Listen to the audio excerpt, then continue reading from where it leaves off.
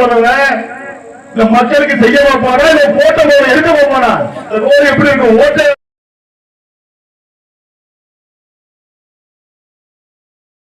திராவிடம்னா என்ன? தமிழ்நாடு, ஆந்திரம், கேரளம்,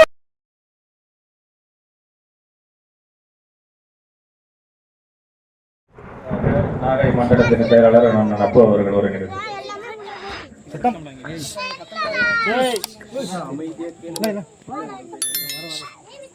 அனைவருக்கும் வணக்கம்.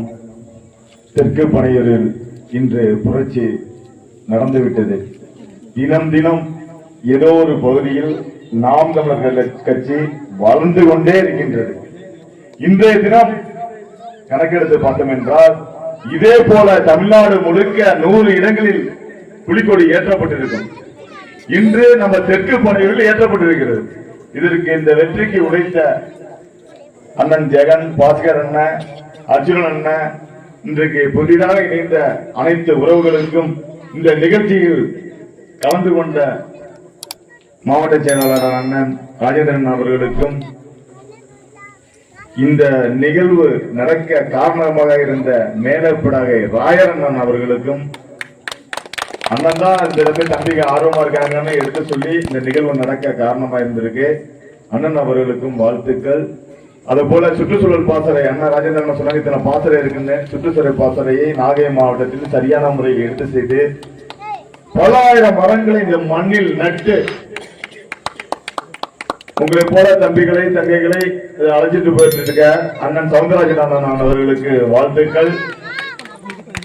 நாங்க கலந்தாய் கூட்டம் முடிச்ச உடனே ராவணன் சொன்னேன், என்ற சின்ன ஒரு பாட்டை பாடினாப்புல, ராவணன் அருமையா இருக்க, நீங்க இன்னைக்கு பாடிடுங்க அப்படின்னு. ஐயோ நான் 2 வரி தானே சொன்னேன்னாப்புல, இல்லன்னு சொல்லி என்னோட புத்தகத்தை எடுத்து விட்டு உடனே எழுதி ஒரு பாட்டை பாடிடுங்க, 5 வரியா இருந்தாலும் பாட்டா பாடிடுங்க அப்படின்னு. உடனே அது அந்த போய் உட்காந்து எழுதி இன்னைக்கு ஒரு அருமையான பாடலை, அற்புதமான பாடலை இங்க பாடிவிட்டார். வருங்காலத்தில் அப்பா இளையராஜாவையே மிஞ்சிட்டு வரக்கூட இருக்கு, அந்த அளவுக்கு இந்த நிகழ்வு அமைந்திருக்கு. அதே போல இந்த நம்ம கீழ்வேலூர் சட்டமன்ற தொகுதியை அன்றிலிருந்து இன்று வரை எந்த ஒரு இடையூறு இல்லாமல் வெகு ஆற்றலாக இதை கொண்டு போகும் அன்பு தம்பி பழனிவேல் அவர்களுக்கும் எனது மனதார வாழ்த்துக்கள். தமிழ்நாட்டில் எத்தனையோ கட்சி இருக்கு, ஆனால் தமிழனுக்கென்று ஒரு கட்சி இல்லை. அதை போக்க வந்ததுதான் இந்த நாம் தமிழர் கட்சி. தமிழ்நாட்டில் நாம் தமிழர் கட்சி முளைத்த பிறகு எந்த ஒரு கட்சியுமே திராவிடம் என்று முளைக்கவில்லை. அதை நீங்க புரிந்து கொள்ளணும். திராவிடம் என்ற ஒரு இடமே இல்லை. தமிழர்களை ஏற்றி பிழைச்சி ஆள்வதற்கும் வசதியாக கொள்ளையடித்து வாழ்வதற்கும் கொண்டு வரப்பட்டதுதான் திராவிடம், திராவிடம், திராவிடம். அதை நீங்க புரிந்து கொள்ள வேண்டும். திராவிடம் என்ன? தமிழ்நாடு, ஆந்திரம், கேரளம், கன்னடம், இது 4 மாநிலமும் சேர்ந்ததுதான் திராவிட நாடு. அப்படிதான் இந்த தத்துவம் சொல்லுது. தமிழ்நாட்டை தவிர திராவிடத்துக்கு எங்கேயாவது ஒரு கட்சி இருக்கா? நினைச்சு பாருங்க. மலையாளி மலையாளியா இருக்கா, கன்னட கன்னடமா இருக்கா, தெலுங்கு தெலுங்கா இருக்கா, தமிழம் மட்டும்தான் திராவிடமா இருக்கா. இதான் கால கொடுமை. அதனாலதான் நாம் தமிழர் கட்சி வந்தது. வந்தவுடன் நக்கல் பண்ணான், நையாண்டி பண்ணான் சீமான் ஒரு ஆள். இன்னைக்கு 32 லட்சம் பிள்ளைகள் அவர் பிள்ளைகள் நம்ம நிக்கிறோம். 2016 சட்டமன்ற தேர்தலில் 1500 வாக்குகள் வாங்கலாம். இன்னைக்கு 2020 1500 வாக்குகள் வாங்கியிருக்கோம். நினைச்சு பாருங்க, எத்தனை மடங்கு வளர்ச்சி? 10 மடங்கு வளர்ச்சி. இப்ப நம்ம அடுத்தது 2024 தேர்தல், நாடாளுமன்ற தேர்தல் வரும்போது இதுல 5 மடங்கு வளர்ச்சி வந்தோம்னாலே ஒட்டுமொத்த தொகுதியை நம்ம வென்றுவோம். இதுதான் நிலை. இன்றைக்கு தமிழ்நாட்டில் 3வது பெரிய கட்சியா இருக்கும். அடுத்து தமிழ்நாட்டில் முதல் பெரிய கட்சி நாம் தமிழர் கட்சி தான். நம்மளுக்கு எதிர்கட்சியே இருக்காது. உண்மையை நிர்வகிக்கும். எவனாலுமே கூட்டம் சேர்க்க முடியல. பணம் கொடுக்கிறான், சோறு போடுறான், சாராயம் கொடுக்கிறான். உண்மையும் நேர்மையமாக இந்த மண்ணிலே ஒரு கட்சிக்கு கூட்டம் கொடுக்குன்னா அது நாம் தமிழர் கட்சிக்கு தான். நீங்க புரிஞ்சுக்கணும். இவ்வளவு வாக்கு வாங்கிட்டோம். இன்னும் நம்ம கட்சியை வளர்ந்துகிட்டு இருக்கு. அண்ணன் சீமான் வந்தாங்க, இப்ப 4 மாதத்துக்கு முன்னாடி வந்தாங்க. அதுக்கு முன்னாடி நம்மளோட உறுப்பினர் எண்ணிக்கை எத்தனை தெரியுமா? 1300. இன்னைக்கு நான் அண்ணன் வந்துட்டு போன பிறகு நம்ம கட்சியோட வளர்ச்சி என்ன தெரியுமா? இன்னைக்கு உறுப்பினர் எண்ணிக்கை 2600.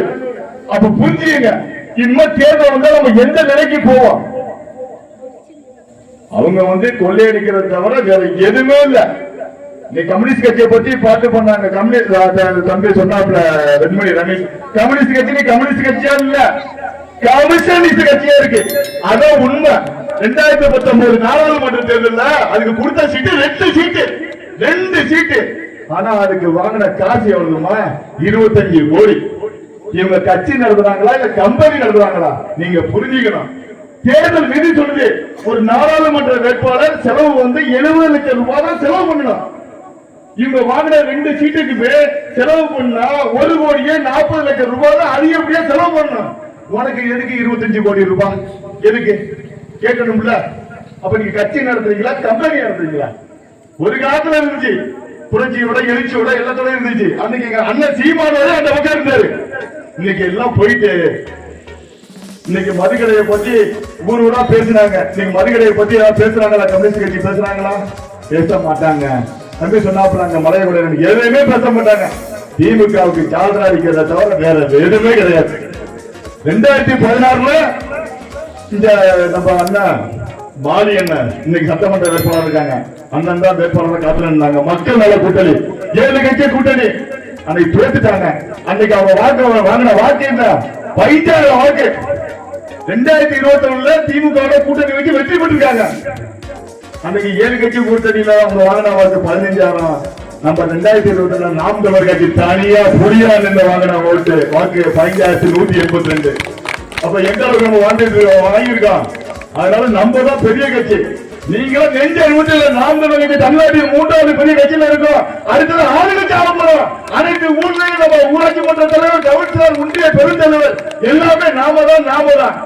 அந்த தெம்போட திராவியோட நீங்க நினைக்கணும். பாக்கி கட்சிகள் தத்துவம் இருக்கா சொல்லுங்க? எந்த தத்துவமும் இல்ல. கொள்ளையடிப்பதை தவிர வேற எந்த தத்துவமும் இல்ல. நாம் நம்ம கட்சிக்கு ஒரு தத்துவம் இருக்கு. நம்ம இலவசம் கொடுக்க மாட்டோம். இவங்க என்னென்ன கொடுக்குறாங்க? அது கொடுக்குறேன், இது கொடுக்குறேன், எல்லாரும் கொடுக்குறாங்க. மிக்சி கொடுக்குறேன், கிரைண்டர் கொடுக்குறேன், டிவி கொடுக்குறேன், சைக்கிள் கொடுக்குறேன்னு. நீங்க நினைச்சு பாருங்க, எல்லாம் பயன்படுதா? எல்லாம் வந்த விதத்துல காரணம் கிடைக்க போடுது. அதான் நடக்குது. அதோட விளைவு என்ன? தமிழ்நாடு இன்று 9 லட்சம் கோடி கடன் இருக்கு. ஆனா இவங்க எல்லாம் கமிஷன் வாங்கிட்டாங்க. அதான் நடந்துச்சு. தமிழ்நாடு கடன்லயே போயிட்டே இருக்கு. நாம் தமிழர் ஆட்சியில இந்த மக்களை கவர்ச்சி செய்யும் இந்த எதுக்கு பயன்படாத திட்டங்களே இல்ல. இலவசமா மருத்துவ இலவசம், கல்வி இலவசம், குடிநீர் இலவசம், இது 3 தான் நாம் தமிழர் ஆட்சியில இலவசம். ஒரு மக்களுக்கு என்ன தேவை? இது 3 தான் தேவை. நான் 3 குழந்தைக்கு அப்பா தான் இருக்கேன். எனக்கு என்ன தேவை? என் பிள்ளை நல்லா படிக்கணும். அதான தேவை. தமிழ்நாட்டில் 5 வகை கல்வி இருக்கு. ஏழைக்கு ஒரு கல்வி, பணக்காரருக்கு ஒரு கல்வி, மிகவும் பணக்காரருக்கு ஒரு கல்வி. அறிவு சமமா இருக்கணுமா இல்லையா? நீங்க அறிவு விற்பனை பொருளா இருக்கு.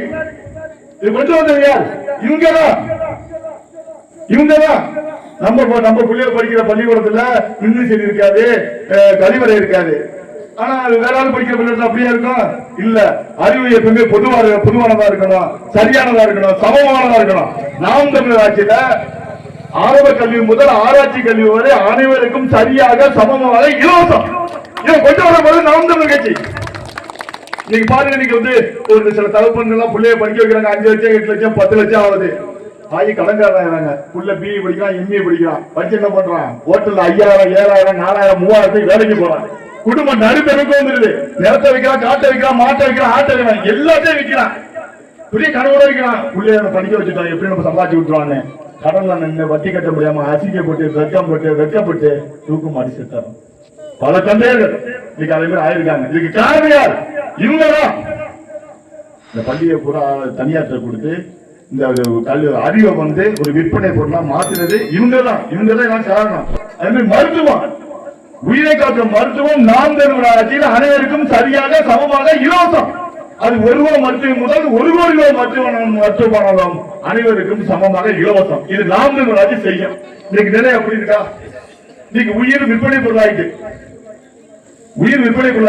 திடீர்னு உடம்பு சரியில்லை, ஐயோ நம்ம உண்மத்தவர்களை காப்பாற்றணும்னு சொன்னோம்னா தஞ்சாவூர் போன திருச்சி போறோம். 8 லட்சம் 10 லட்சம் 3 நாள் 4 நாள் புரிஞ்சுக்கிறான். அதே போல படிப்புக்கு என்ன பண்ணமோ அதே போல சொத்தை வைக்கிறான், நாட்டை வைக்கிறான், வீட்டை வைக்கிறான், ஆட்டை வைக்கிறான், எல்லாத்தையும் வைக்கிறோம். கடன்காரன் ஆயிரம் செத்து பாடியும் கொண்டு வந்துடும். நடக்குதா இல்லையா? கடன் கட்ட முடியாம பல்ல வச்சு சாப்பிடும். இது நாம் தமிழர் ஆட்சியில் அதிகாரி பிள்ளையா இருந்தாலும் சரி, அமைச்சர் மகனா இருந்தாலும் சரி, அரசு மாற்றம்னா மற்றவங்க எப்படி இருக்கும் நினைச்சு பாருங்க, எப்படி இருக்கும்? உயிர் பயம் இருக்குமா இருக்காதா? மற்றவங்க ஜெனரேட்டர் இல்லாம இருக்குமா? மற்றவர்கள் இல்லாம இருப்பாங்களா? செவிலியர் இல்லாம இருப்பாங்களா? அந்த மருந்து மாற்ற தரம் இல்லாம இருக்குமா? சொல்லுங்க, இருக்குமா? இருக்காது. அதை நாம் தமிழர் கட்சி திட்டம் செய்யும். இதுதான் மக்களுக்கு இலவசமா தேவை. இன்னைக்கு நிலம் அப்படி இல்ல. இன்னைக்கு நிலம் அப்படி இல்ல. அம்மா ஜெயலலிதா அம்மா உடம்பு செல்லாம போயிட்டு அப்போலா போயிட்டாங்க. ஐயா கருணாநிதி ஐயா உடம்பு செல்லாம போயிட்டு காவேரி போயிட்டாங்க. நமக்கு எனக்கு உனக்கு உங்களுக்கு உடம்பு செல்லாம எங்க போனா ஏதோ நம்ம நாகப்பட்டினம் அரசு மருத்துவமனை தான் போனோம். நம்ம அரசு மருத்துவமனைக்கு போறது ஒண்ணுதான், நேரா போய் இன்னைக்கு சுடுகாட்டில் போய் பார்த்துறது ஒண்ணுதான். இப்படிதான் இன்னைக்கு நிலம் இருக்கு. இப்படிதான் இன்னைக்கு நிலம் இருக்கு. அதனால இதுக்காக நாம் தமிழர் கட்சி வரணும். பல பகுதியில் குடிநீர் இல்ல, குடிநீருக்கு நம்ம அக்கா தங்கச்சி அம்மா அத்தை பல கிலோமீட்டர் போய் நின்று தண்ணி உடனமா குடிச்சிட்டு வராங்க. சாப்பிடாம 4 நாள் நம்ம தண்ணி குடிக்காம ஓட்டாட்டு இருக்க முடியுமா? நாம் தமிழர் ஆட்சியில தூய குடிநீர் வீட்டுக்கே வரும். இது 3 தான் இலவசம். இது 3மே ஒரு மனிதனுக்கு இலவசமா வந்துருந்தா நம்மளுக்கு என்னங்க தேவை? என்ன தேவை நினைச்சு பாருங்க. பண பேராசை பிடிச்சி அலையுமா? அலைய மாட்டோம். 3 கிலோ 30 கிலோ பற்றிடலாம். எந்த கவலையும் இல்லை. அரசு நம்ம பிள்ளை உடம்பு சொல்லணும்னா மருத்துவம் பார்த்துக்கலாம், பரிச்சுக்கலாம், வேற எந்த இல்ல. மாசம் நம்ம 10,000 ரூபாய் 15,000 ரூபாய் சம்பாதிச்சோம்மா, குடும்பத்துக்கு ஒரு 5,000 ரூபாய் செலவு பண்ணோம்மா, வருஷம் கூட அதை சேர்த்து வச்சோம்மா, குடும்பத்தோட ஒரு சுற்றுலா வருஷம் முடிஞ்சோன்னா போலாமா? மனசு எப்படி இருக்கும்?